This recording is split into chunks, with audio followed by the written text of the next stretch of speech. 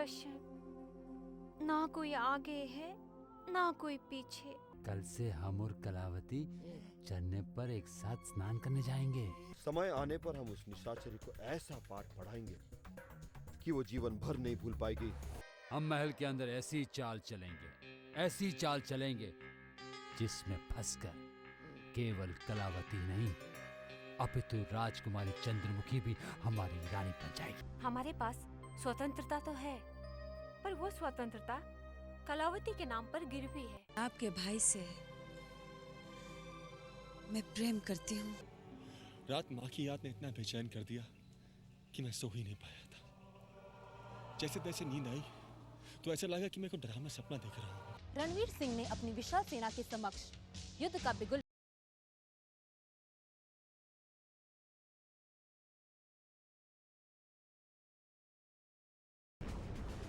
और तुम्हें इतना मूल्यवान उपहार दे दिया। कौन सा उपहार कलावती जी? ये लो। तुम इतने शीघ्र भूल भी गई? मैं उसी मोतियों की माला के बारे में बात कर रही हूँ जिसे तुमने अभी अभी अपने वस्त्र में छुपाया है। अरे, तुम्हारे चेहरे पर इतना पसीना क्यों आ गया? मैंने तुमसे वो मोतियों की माला मांगी नहीं है, केवल पूछा है। बताओ, नागराज ने तुम्हें इतना मूल्यवान उपहार किस खुशी में दिया है? वो उन्हें मुझ निर्धन पर दया आ गई होगी, इसीलिए दिया होगा। फिर झूठ। बताओ, तुमने नागराज को ऐसा क्या गुप्त समाचार दिया है जिसे सुनकर वो प्रसन्न हो गए और तुम्हें इतना मूल्यवान उपहार दे दिया? मेरा विश्वास कीजिए, मैंने उनसे कुछ भी नहीं कहा था। मैं सौगंध खा के कहती हूँ, मैं निर्दोष हूँ। क्यों झूठी सौगंध खाकर नर्क जाने का रास्ता खोल रही हो मंगला? तुमने नागराज से जो बात कही है, हमने सब सुना है। सुन लिया? परंतु तुम्हारे मुंह से सुनना चाहते हैं। क्या सुना आपने? वही तो हम तुमसे जानना चाहते हैं। यदि अब भी तुम छुपाने की चेष्टा करोगी, तो ये बात महाराज के कानों तक भी पहुंच सकती है। अब भी समय है, बता दो। मैं कुछ नहीं जानती, मुझे कुछ नहीं पता। कलावती जी, मुझे कुछ नहीं पता। अब अपने ये झूठे आंसू दिखाकर मुझे बहलाने की कोशिश मत करो। याद रखना, मैं सब जानती हूँ। निर्धन हो इसीलिए क्षमा कर रही हूँ। यदि आज के पश्चात कभी नागराज से मिलकर कोई षड्यंत्र करोगी, तो इस महल के द्वार तुम्हारे लिए सदा सदा के लिए बंद हो जाएंगे। अब जाओ यहाँ से।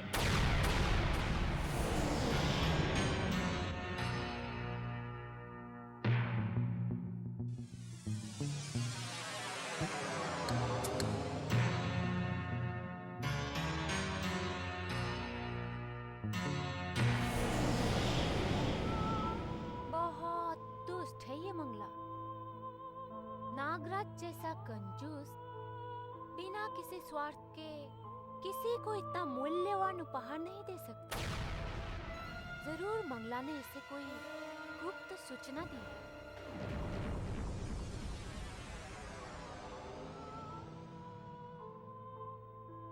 ये क्या? अचानक ये कलावती कहां से आ गई?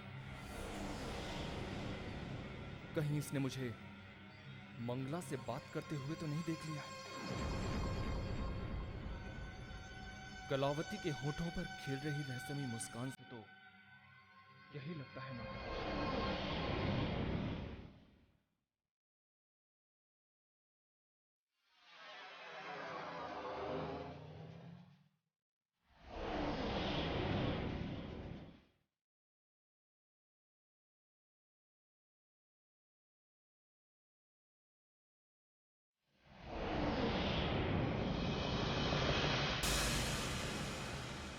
हुजूर, इतने गहरे विचारों में डूबे कहाँ जा रहे हैं आप?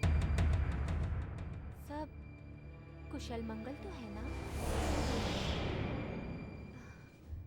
आप आपके चेहरे को देखकर ये प्रतीत हो रहा है कि आप कोई कष्ट में हैं। यदि कोई कष्ट है तो बताइए, दासी आपका दुख दूर करने का पूरा प्रयत्न करेगी। नहीं नहीं कलावती, हमें कोई कष्ट नहीं है। सब कुशल मंगल है। झूठ मत बोलिए हुजूर। आपके मन में चल रही उथल पुथल को हम भली भांति समझते हैं, पर कहना नहीं चाहते, आपके मुंह से सुनना चाहते हैं। कहिए ना हुजूर। अब तो मुझे पूरा विश्वास हो गया है कि कलावती मेरा रहस्य जान गई है। अब क्या करूं? कैसे पीछा छुड़ाऊं इस बला से? अरे, आपके चेहरे पर इतना पसीना क्यों आ रहा है? तबीयत तो ठीक है ना हुजूर? कलावती, हमारा स्वास्थ्य बिल्कुल ठीक है।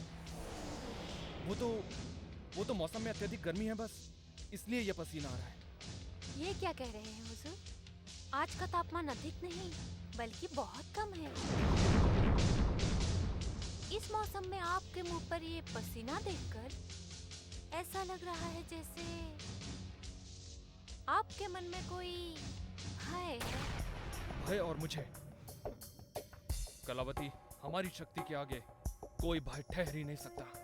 वो तो हम भी जानते हैं, परंतु आप ये नहीं जानते कि महल में अगर एक भी आहट होती है तो उसकी पहली ध्वनि सबसे पहले हमारे कानों तक पहुंचती है।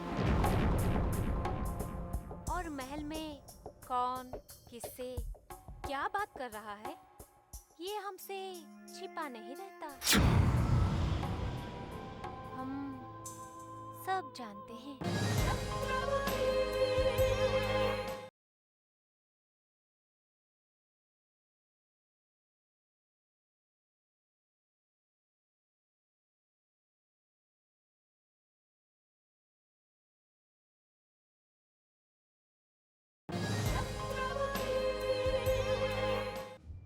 हाँ कलावती, क्यों नहीं जानोगी तुम? क्यों नहीं? तुम इसी राजमहल में पलकर बड़ी हुई हो, और फिर एक तुम ही तो हो जो इस महल के किसी भी कोने में बिना रोक टोक आ जा सकती हो। अच्छा कलावती, हम चले? हमें मंत्रीवर का एक कार्य पूर्ण करना है। आपको रोकने वाले हम कौन होते हैं? जाइए, परंतु जाने से पहले हमसे एक परामर्श लेते जाइए, अन्यथा जीवन भर पछताना पड़ेगा। जीवन भर पछताना पड़ेगा? यदि जीवित रहे तो, अन्यथा आपकी मृत्यु निश्चित है। क्या बात कर रही हो कलावती? पहेलियां मत बुझाओ, हमें बताओ कि तुम हमें कौन सा परामर्श देने वाली थी। कलावती, हमें बताओ। तो सुनिए हुजूर, इस महल में चल रही राजनीति से आप दूर ही रहे तो अच्छा है, नहीं तो आपका ये जीवन व्यर्थ में ही समाप्त हो जाएगा। क्या?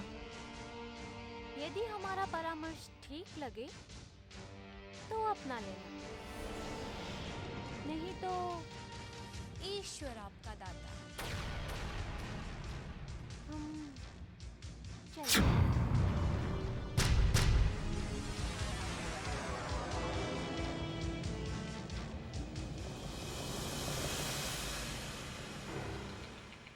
राजवीर सिंह ने इस कलावती को कुछ अधिक ही छूट दे रखी है। अब ये कलावती भी रणवीर सिंह के समान कुछ अधिक ही ऊंची उड़ान भरने लगी है। पंख काटने पड़ेंगे मुझे इसके।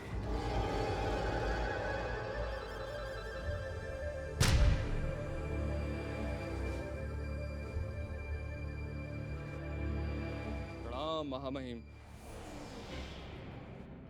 प्रसन्न रहो नागराज। आपको खोजते खोजते मेरे पांव दुख गए। आप मिल गए हैं, मुझे बहुत प्रसन्नता हो रही है। क्या बात है नागराज, तुम चिंतित दिखाई दे रहे हो? कहीं कोई संकट तो नहीं? संकट ही नहीं महामहिम, हमारे माथे पर महासंकट आ बैठा है। मैं कुछ समझा नहीं, शीघ्र बताओ क्या हुआ। महामहिम, अब मुझे पूर्ण विश्वास हो गया है कि संसार में किसी महिला पर विश्वास करना मनुष्य की सबसे बड़ी भूल होती है, सबसे बड़ी भूल। सत्य है कि संसार के बड़े बड़े राज्य किसी न किसी महिला के कारण ही डूबे। अब तुम मुझे कहावतें ही सुनाते रहोगे या कुछ कहोगे भी? जिस कलावती को आप अपना सबसे अधिक विश्वसनीय मान रहे थे ना, दरअसल वो कलावती राजकुमारी चंद्रमुखी की विश्वसनीय गुप्तचर। और वो भी राजकुमारी चंद्रमुखी की? राज, कहीं तुम पगला तो नहीं गए? या फिर हमें नीचे दिखाने के लिए तुम हमारे सम्मान पर प्रश्न चिन्ह उठा रहे हो? प्रश्न चिन्ह? और वो भी आपके सम्मान पर?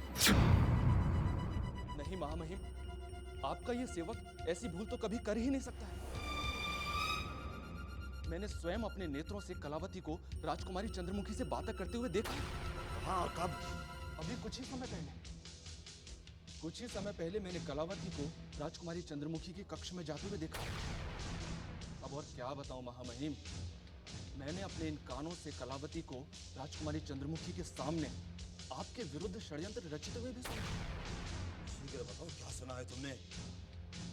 महामहिम, कलावती राजकुमारी चंद्रमुखी से कह रही थी कि आपने कोई ऐसी योजना बनाई है जिससे आप रूपनगर नरेश और राजकुमारी चंद्रमुखी को बंधक बना लें और उसके बाद रूपनगर राज्य पर अपना अधिकार भी जमा लें। क्या कलावती सत्य कह रही है महामहिम? सत्य असत्य का निर्णय हम बाद में करेंगे। पहले हमें ये बताओ कि ये सब सुनकर राजकुमारी चंद्रमुखी ने क्या निर्णय लिया? राजकुमारी चंद्रमुखी ने अपने रक्षा मंत्री को आदेश दिया है कि वो राज्य की सेना को रूपनगर की सीमाओं पर लगा दे। तो इसका तात्पर्य ये हुआ कि जिस कलावती को हमने शत्रुओं पर दृष्टि रखने का आदेश दिया था, वो कपटी सेविका अपने दाता पर दृष्टि टिकाने लगी। वर्षों से हमारी विश्वास पात्र होने का ढोंग करती रही और अपनी वफादारी राजकुमारी के साथ निभाई। अब ये पश्चाताप करने का समय नहीं है महामहिम। इससे पहले कि पानी सर के ऊपर निकल जाए, कोई उपाय कीजिए, वरना आपका सारा बना बनाया खेल बिगड़ जाए। नहीं नागराज, नहीं। खेल तो अब शुरू हुआ, क्योंकि तुमने हमारे नेत्रों के सामने से पर्दा उठा दिया है। अब हमारे तर्कस से निकला हुआ हर तीर शत्रुओं की पीठ पर नहीं, अभी तो उनकी छाती में जाकर लगेगा। कलावती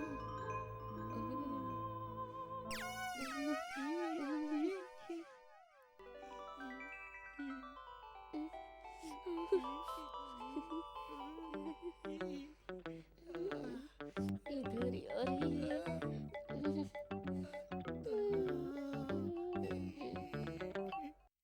क्या बात है चंगू मंगू, तुम दोनों यहाँ पर?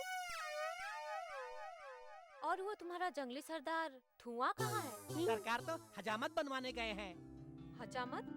हाँ, हमारे सरकार अपने केश कटवाने राज्य के नाई के पास गए हुए हैं। परंतु क्यों? आज अचानक उन्हें अपनी केश कटवाने का विचार कैसे आया?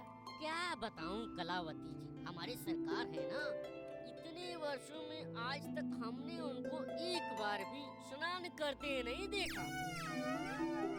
इसलिए उनके केश आपके केश की तरह सुंदर नहीं, अपितु जटाएं बन गए हैं। अच्छा, तो ये बात है। तो धुआं सिंह को सजने संवरने का विचार कैसे आया? बताता हूँ कलावती जी, परंतु आप हमारे सरकार को नहीं बताएंगी ना? अरे, ये भी कोई बताने वाली बात है? तुम ही बताओ, क्या आज तक मैंने तुम दोनों के बारे में इधर उधर किसी से कुछ कहा है क्या?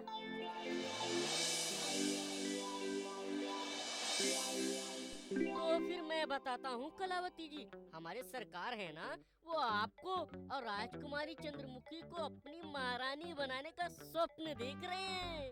क्या?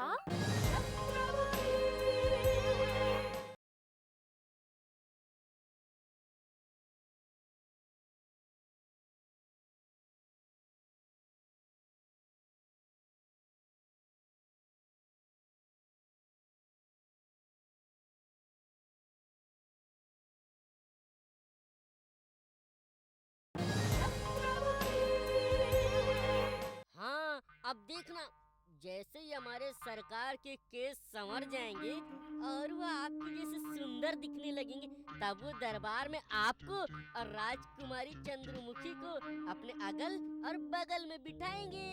क्या अगल बगल में बिठाएंगे? हाँ, हमारे सरकार ने यही कहा था। आप दोनों से विवाह करने के पश्चात वो स्वयं को रूपनगर का महाराजा घोषित कर देंगे। ओहो, तो धुआं सिंह महाराज बनने जा रहे हैं। हाँ, और हम दोनों नए महाराजा के नए मंत्री बनेंगे। मैं बनूंगा महामंत्री और चंगू बनेगा मुख्यमंत्री। क्यों चंगू? हाँ, परंतु मंत्री बनने के पश्चात तुम मुझे चंगू मत कहना, मंत्रीवर कहना।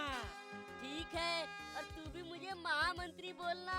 देता ओहो, तो मूर्ख धुआं सिंह वो सपने देख रहा है जो कभी साकार नहीं हो सकते। चींटी के भी पर निकल आए हैं। मिलने दो धुआं सिंह को, ऐसी कला दिखाऊंगी कि उसका सारा धुआं उड़ जाएगा।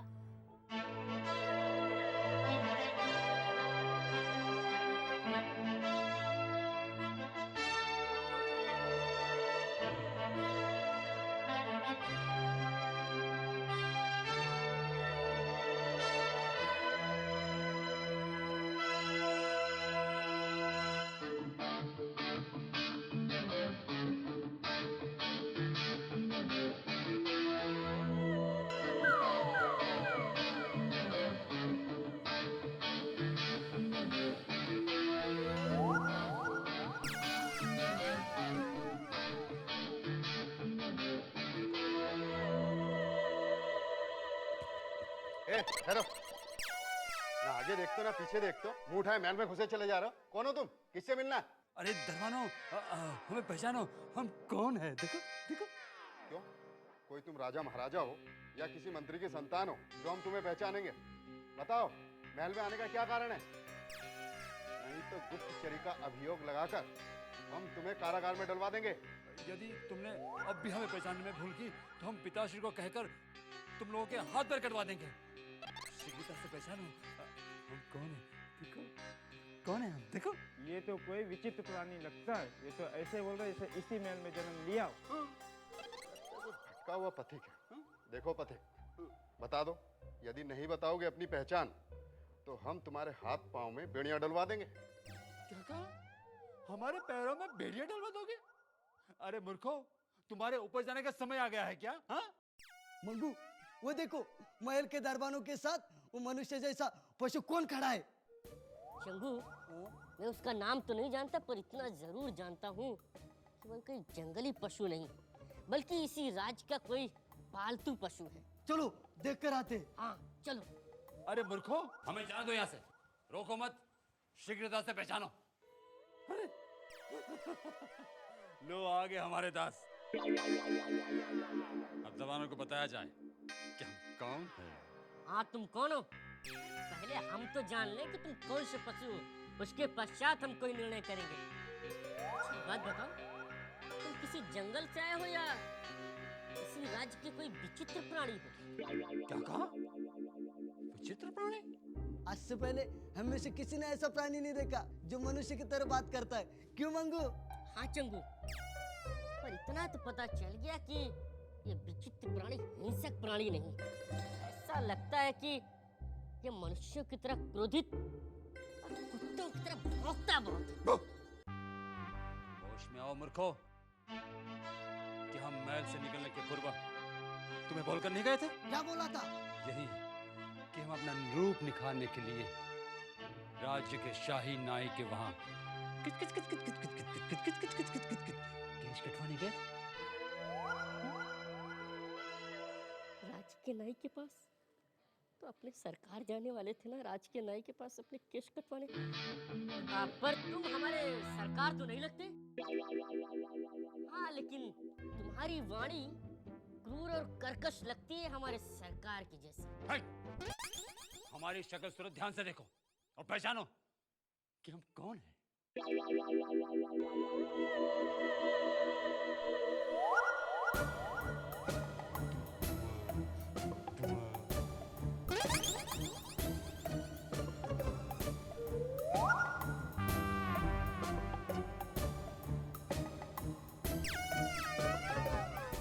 सरकार सरकार हमें क्षमा कर दीजिए सरकार।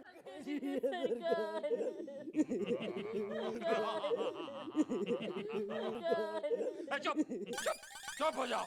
चलो उठो, हमने तुम लोगों को क्षमा किया।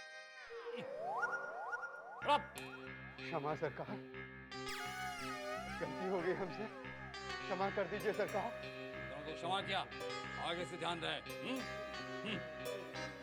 हाँ दरबान, कान खोलकर सुन ला।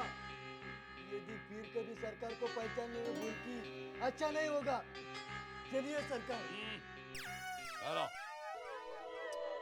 पहले ये बताओ कि हम कैसे लग रहे हैं? सरकार, छोटा मुंह बड़ी बात। मेरा दिल आज आपसे कुछ कुछ करने को करता है। अच्छा।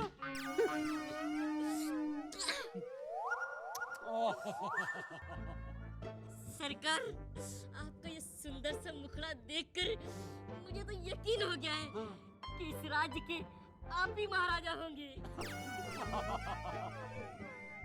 अच्छा, अब महल में चलते हैं और देखते हैं कि हमारे रूप के सामने कौन टिक पाता। चलिए चलिए।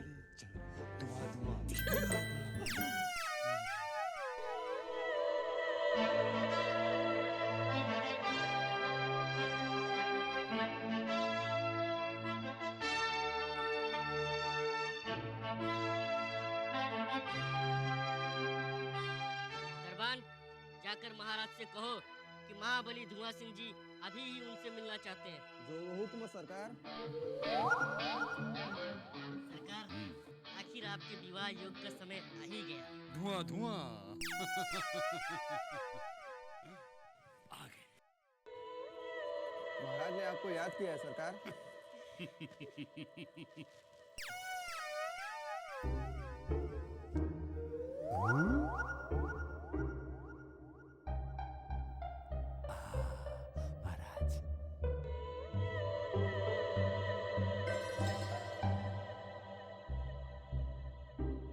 महाराज को धुआं सिंह का कोटि कोटि प्रणाम। अरे धुआं सिंह,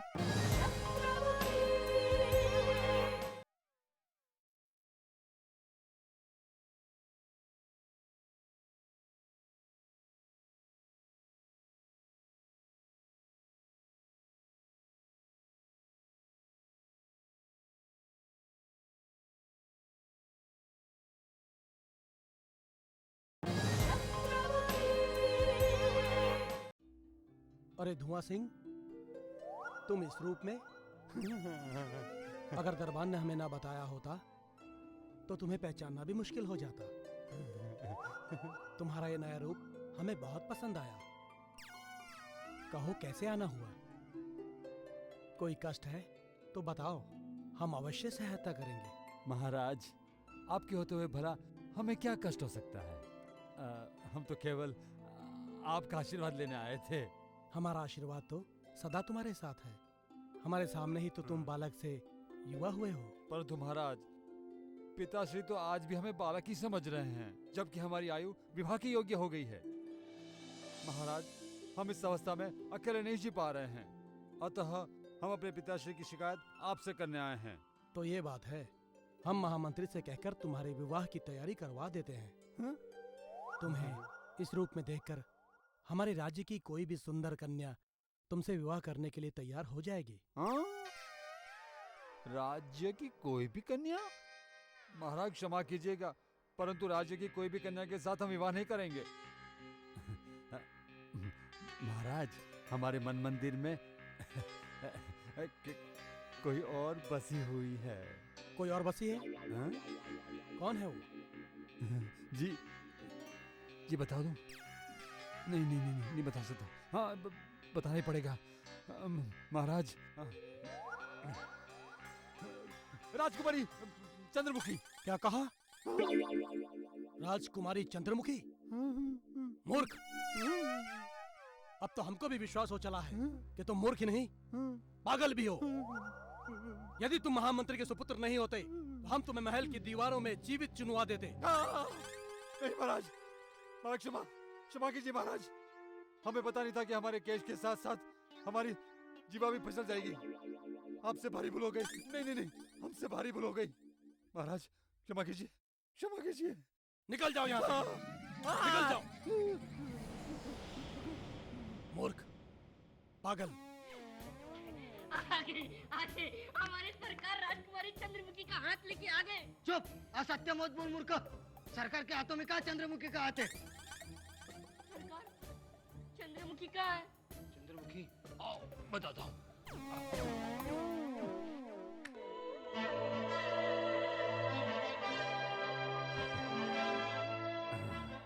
प्रणाम पिताश्री। पिताश्री? कौन हो तुम? पिताश्री, आपने हमें पहचाना नहीं? आश्चर्य है। जहाँ तक हमें याद है, हमारे घर में धुआं सिंह के अतिरिक्त कोई दूसरा पुत्र जन्मा ही नहीं। तो तुम हमारे दूसरे पुत्र बनकर कहाँ से चले आए? पिताश्री, हम ही तो आपके नन्हे से नटखट से प्यारे से बालक धुआं ही तो हैं। परंतु हमें अच्छी तरह याद है कि आप हमारे लंबी मूछ वाले, लंबी नाक वाले, लंबी चोटी वाले परम पूज्य पिताश्री हैं। हैं? क्या कहा? हम तुम्हारे पिताश्री हैं? हमें तो लगता है कि तुम हमारे शत्रु के कोई गुप्तचर हो या फिर कोई पागल हो। पिताश्री, हम पागल नहीं है। आपके मुंह से ये बात सुनकर बहुत बुरा लगा हमें। हम ये शिकायत अपनी माँ से करेंगे। हाँ, खबरदार, अगर हमें दोबारा पिताश्री कहा तो तुम्हारी जीवा खींचकर बाहर रख देंगे। तुम्हें बंदी बनाकर कारागार में भेज देंगे। चेहरे से तो तुम राक्षस की संतान लगते हो और हमें पिताश्री कहते हो। हाँ, क्या कहा? राक्षस के संतान? अरे पिताश्री, ये कहकर आप हमें नहीं अपने आप को गाली दे रहे हैं। खबरदार, अगर दोबारा तुमने मुझे पिताश्री कहा, तुम्हारे साथ साथ तुम्हारे पिताश्री को भी बंदी बनाकर कारागार में डाला जाएगा। भाग जाओ यहाँ से, वरना काट कर तुम्हारे टुकड़े टुकड़े कर दूंगा। बचाओ, बचाओ, अपने पिताश्री से बचाओ चंगू मंगू, ये पागल हो गए। देखो, क्या हुआ सरकार? देखो, पिताश्री को पागलपन का दौरा पड़ा है कि हमें पहचान नहीं रहे। देखो, अरे देख क्या रहे हो तुम? चलो, उठाओ पिताश्री को और पशु चिकित्सालय में डाल दो। जाओ। चलिए, आप स्वयं अपने पैरों से चलना चाहेंगे या हम आपको उठा के ले चलें? चुप रहो महल के नन्हे चूहों। भाग जाओ यहाँ से। और ये क्या नाटक लगा के रखा है? धुआं धुआं, धुआं धुआं। अरे धुआं? तुम तो हमारे पुत्र धुआं सिंह हो। फिर ये अपने केशों का क्या हाल बना रखा है?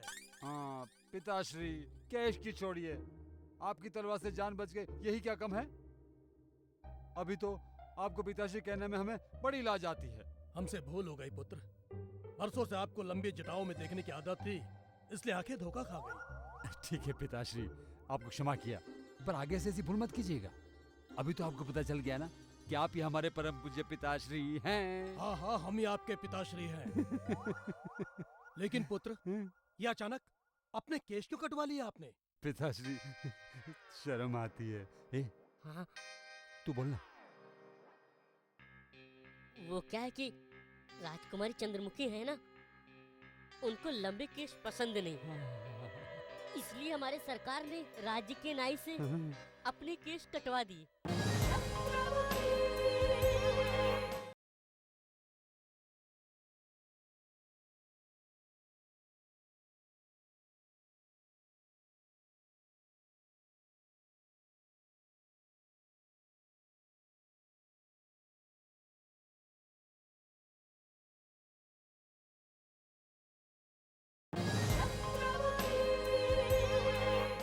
इसलिए हमारे सरकार ने राज्य के नाई से अपने केश कटवा दिए।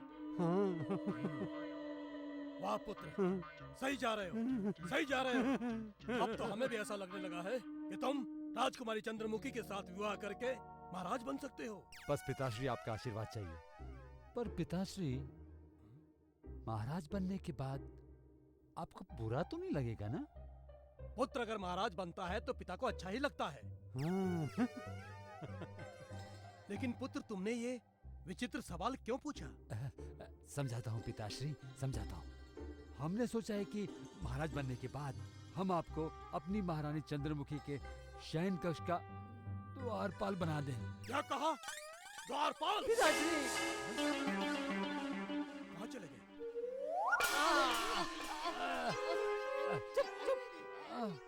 सरकार, आपके पिताश्री से हम बहुत दुखी हैं। पता नहीं किसकी प्रार्थना से आज हम बच गए। यदि हम वहाँ से गायब नहीं हो जाते तो हमारा परलोक जाना निश्चित था। सरकार, आप प्रत्येक कार्यों में इतनी शीघ्रता क्यों करते? राजकुमारी चंद्रमुखी से विवाह करने के पश्चात वो आपके पिताश्री को महल का रखवाला नियुक्त करे या भटियारा, इससे आपको क्या मतलब? आपको तो सिर्फ अपने विवाह से मतलब रखना चाहिए। हाँ सरकार, पता नहीं आप कब सुधरेंगे। महामंत्री को क्रोधित करने की क्या आवश्यकता थी? अरे चंगू, आज बाल बाल बच गए। तूने आज देखा नहीं? महामंत्री जी आज तो साक्षात यमराज लग रहे थे, यमराज। अच्छा ठीक है, अब चुप हो जाओ।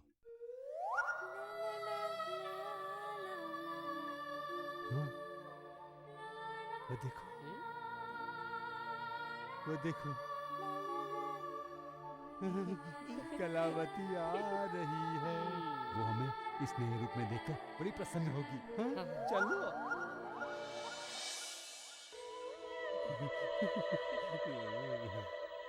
अरे चंगू मंगू, आज तुम्हारे सरकार कहाँ गए?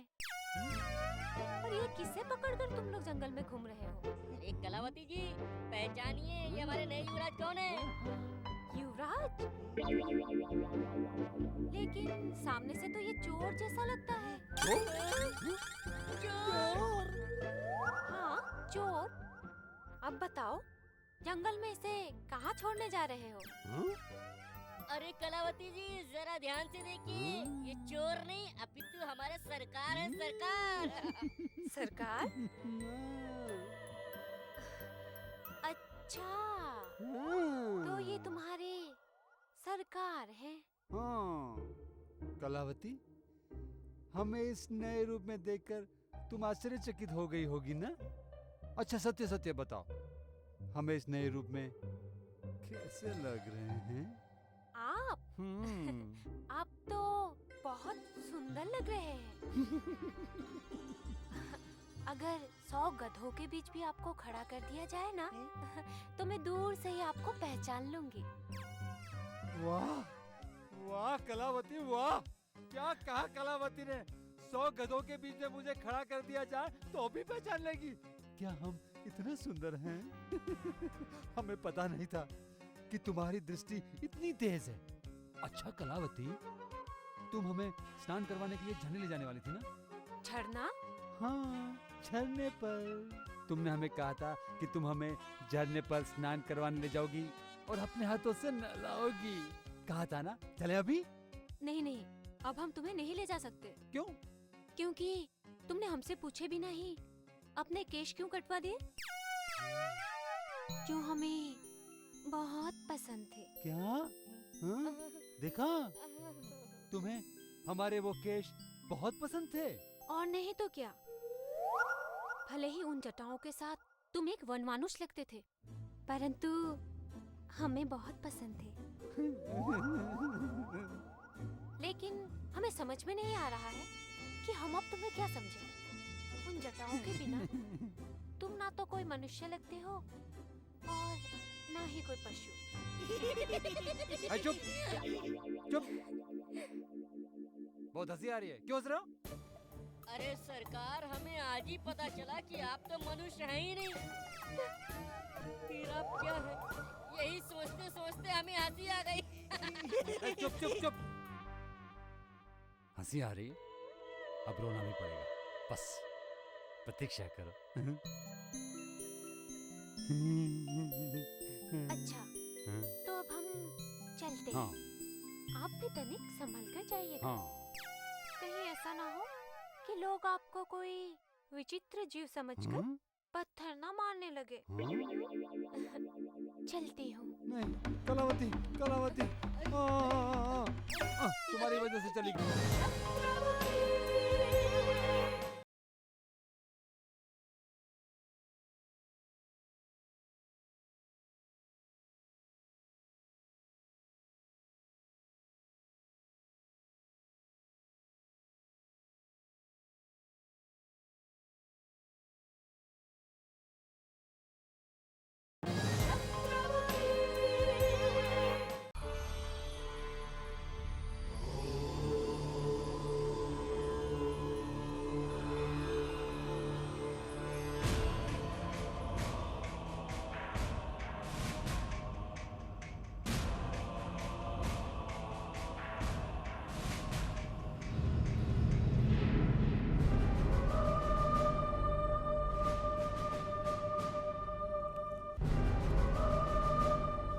दुर्गेश्वरी,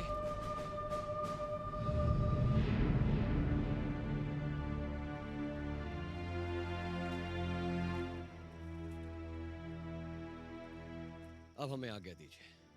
हम जल्द से जल्द रूपनगर पहुंचना चाहते हैं। हमें विजेंद्र सिंह की स्मृति विचलित कर रही है। जानते हैं सूर्य प्रताप सिंह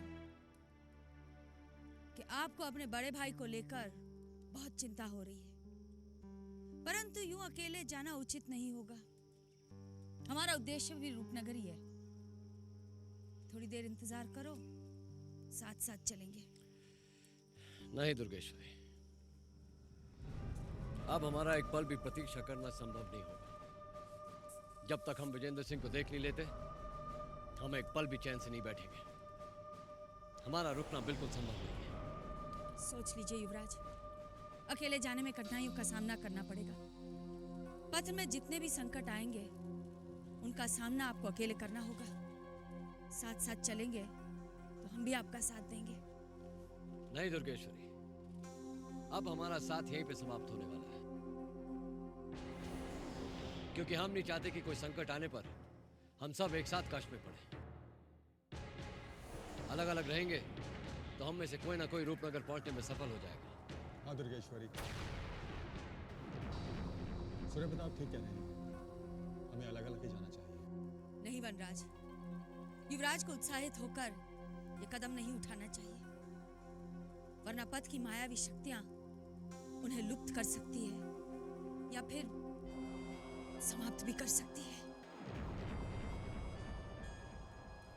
इसलिए अकेले जाने का विचार त्याग दीजिए युवराज। नहीं दुर्गेश्वरी, अब हमें कोई नहीं रोक सकता। आपने हमारा इतना साथ दिया, हम जीवन भर आपके आभारी रहेंगे। यदि ईश्वर ने चाहा और हम जीवित रहे तो फिर मिलेंगे।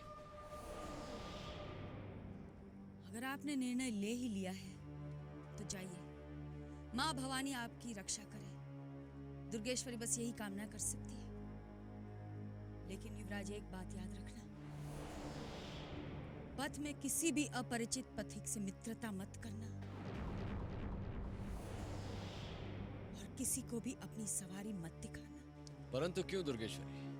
भला किसी अपरिचित से हमें क्या संकट होगा? संकट के रूप में होगी मायावी शक्तियां, जो आपको समाप्त करने के लिए तरह तरह के छल कपट कर सकती है। संभल कर जाना, और अगर हो सके तो अपने भाई तक दुर्गेश्वरी का संदेशा पहुंचा देना। संदेशा? उनसे कहना कि दुर्गेश्वरी अब भी उनकी प्रतीक्षा करती है और मरते दम तक करती रहेगी।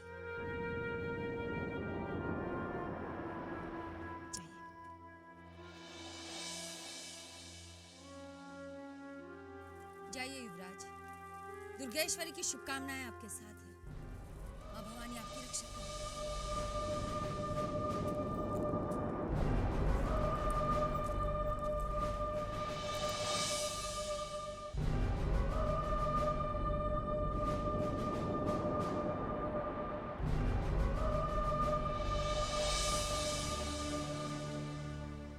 सूर्य प्रताप सिंह को अकेले जाते हुए देख बहुत पीड़ा हो रही है दुर्गेश्वरी।